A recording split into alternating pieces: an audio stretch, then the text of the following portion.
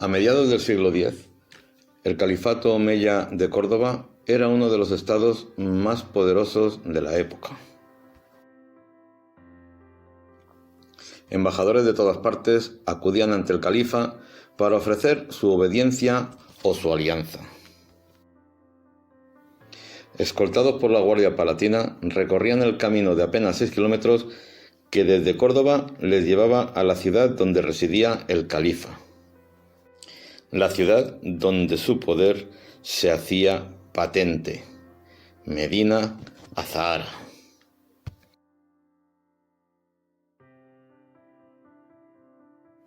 A vista de pájaro se distingue bien.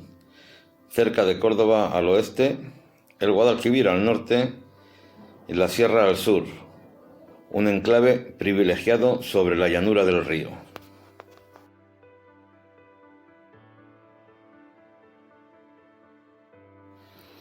El califa Abderramán III no dejó nada al azar.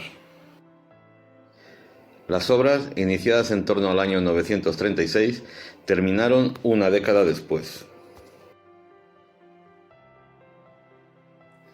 Demasiado opulenta en el pensamiento de unos y demasiado codiciada en la imaginación de muchos, la ciudad apenas sobrevivió 80 años.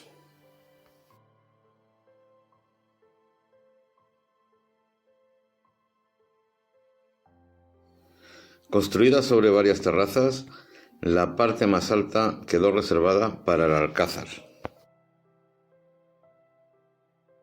Allí se encontraban las estancias administrativas, los grandes salones de recepción y la residencia privada del califa.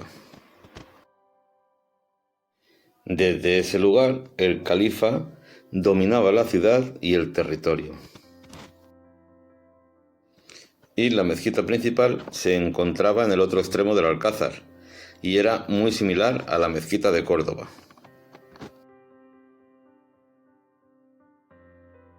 Medina Azahara estaba protegida por una potente muralla con torres. En ella se abrían al menos 4 puertas en las que desembocaban los caminos que venían desde Córdoba.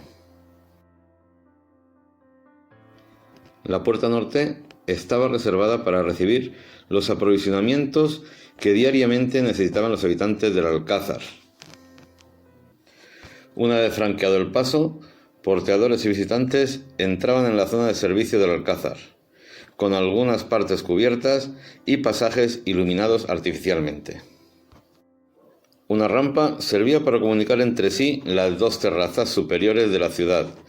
Por allí pululaban militares y sirvientes que se dirigían a las distintas estancias dentro del palacio. Un cuerpo de guardia en un lugar conocido como espacio trapezoidal se situaba en la encrucijada central del alcázar. Allí se reunían y descansaban los soldados antes de ser enviados a sus destinos en diferentes puntos de la ciudad.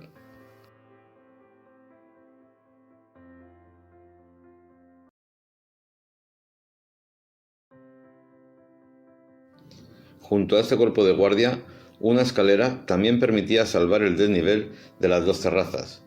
Por ella se accedía a 2 grandes edificios de planta cuadrangular abiertos a amplios patios. En el escalón inferior, las viviendas de servicio atendían las necesidades de los principales habitantes del alcázar, del califa, sus mujeres, su heredero y los grandes dignatarios. Aquí llegaban órdenes para que los sirvientes llevaran alimentos o bebidas a un lado u otro, ya que en estos almacenes y despensas se centralizaban buena parte de las provisiones del alcázar.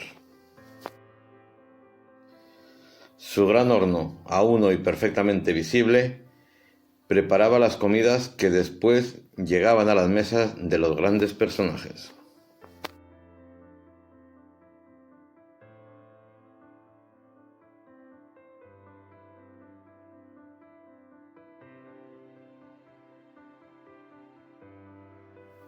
Y aquí tenemos la puerta norte, por donde he comentado anteriormente que entraban los aprovisionamientos de la ciudad.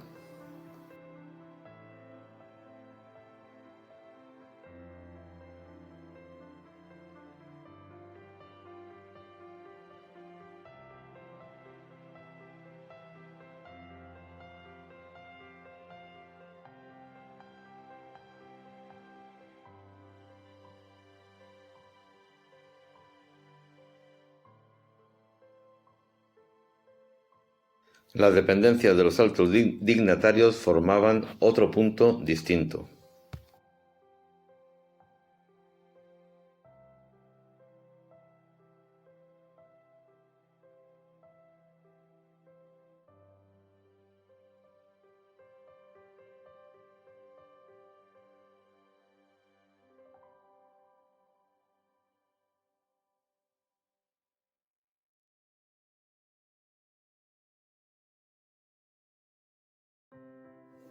Otra residencia importante era la llamada vivienda de la alberca, tal vez la más suntuosa del palacio. Dos portadas simétricas construidas sobre tres arcos de herradura se abrían a un jardín interior regado por una alberca que dotaba al conjunto de una exquisita armonía. Pero el alcázar de Medina Azahara no solo era el lugar de residencia del califa, también constituía un colosal escenario de poder. Así lo demostraba la gran entrada situada al oriente de la ciudad. Este pórtico se abría a una explanada donde eran inspeccionados en persona por el mismo califa los destacamentos militares que salían de expedición. Ordenados por regimientos cuyos estandartes rivalizaban en vistosidad, sometidos a una rígida jerarquía, estos ejércitos eran despachados en expediciones dirigidas contra los reinos cristianos o el norte de África. La gran puerta oriental servía también de entrada a las embajadas, que eran siempre recibidas con grandes honores. Acudían con gran frecuencia emisarios llegados desde los reinos cristianos, desde el norte de África o desde el imperio bizantino o el imperio germánico. Todo un ceremonial se disponía entonces para mostrar el aparato del poder califal. El embajador debía sentirse sobrecogido al encontrarse entre los muros de la ciudad de la que tanto había oído hablar. Tras haber descabalgado, se le recibía con grandes muestras de hospitalidad. Después, se le conducía por estancias de un edificio cuyas grandes proporciones daban al embajador la idea de haber llegado por fin al lugar donde le recibiría el califa. Pero no era así. El estricto ceremonial imponía al embajador una larga espera hasta que por fin llegaba la orden de dirigirse al lugar donde se encontraba el califa. La extraordinaria terraza áudica, donde se celebraban las grandes audiencias y las grandes recepciones. El lugar central de Medina Azahara, en el que se encontraba un bellísimo jardín regado por las aguas de 4 albercas que rodeaban un suntuoso pabellón.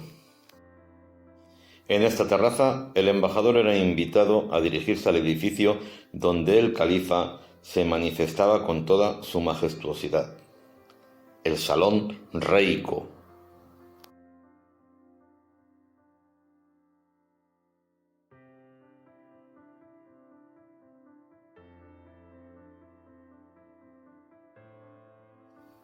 Nada de cuanto antes hubiera visto hasta entonces el embajador podía compararse a la visión que ahora se le abría ante sus ojos.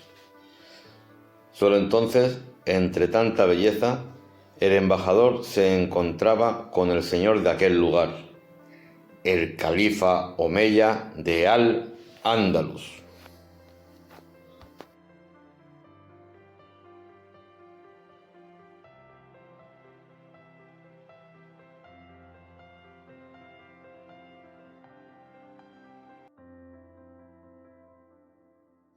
Ahora en nuestra visita nos dirigimos hacia la casa de Jafar.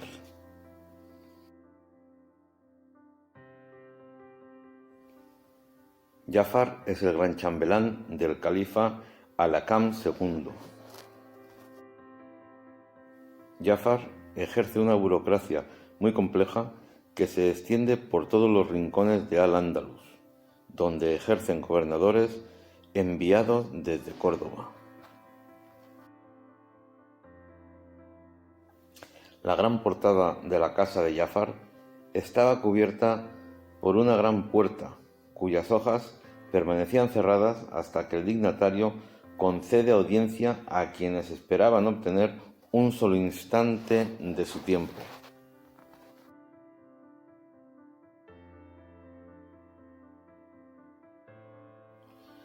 Las salas donde Jafar concede sus audiencias y despacha sus asuntos están claramente separadas de su propia residencia.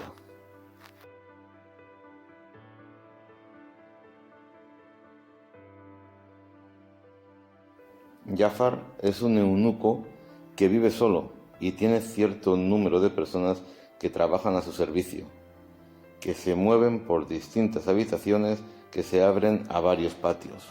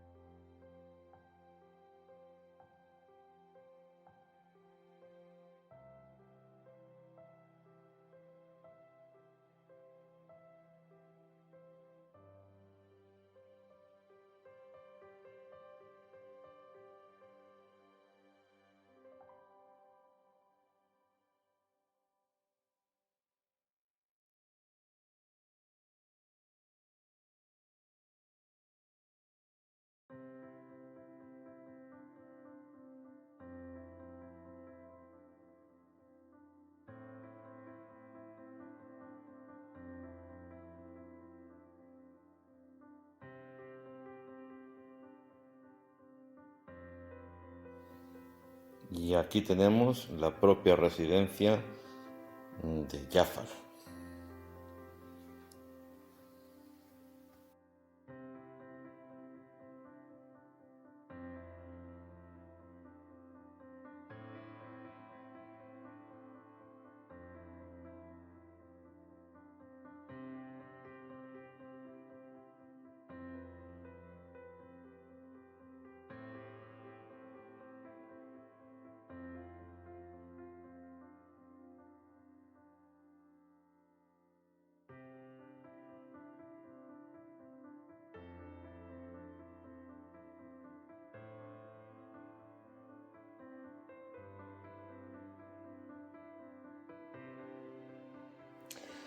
Y aquí tenemos una de las viviendas del servicio, en concreto la residencia del jefe de cocina.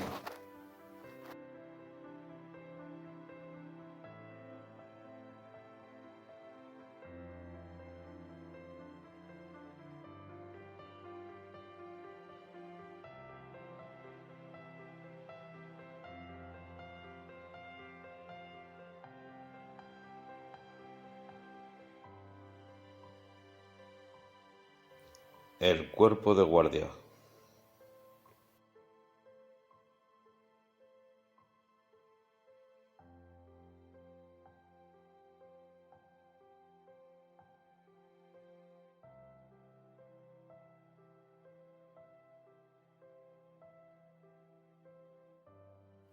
Aquí la parte este del edificio superior.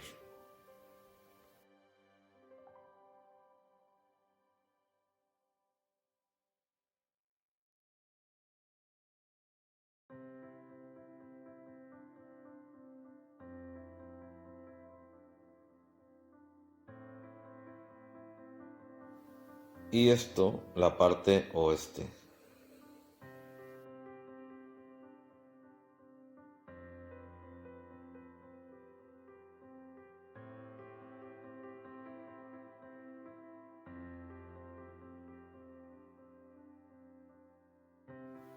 Bien, estamos llegando ya al final de la visita a Medina Azara, una ciudad que me encantó porque antes de venir aquí a visitarla pasas por el centro de recepción donde te muestran un vídeo que te explican todo esto que yo he ido explicando y aparte con imágenes. y luego te trasladan aquí y lo estás viendo y es disfrutar, disfrutar y disfrutar. Espero que os haya gustado.